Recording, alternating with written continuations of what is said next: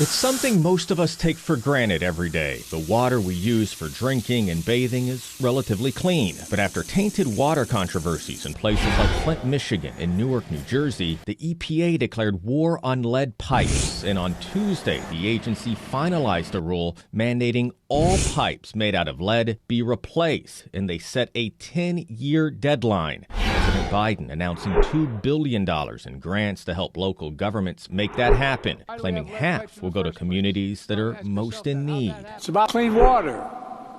To me, it's a simple proposition. This is also about fairness nationally.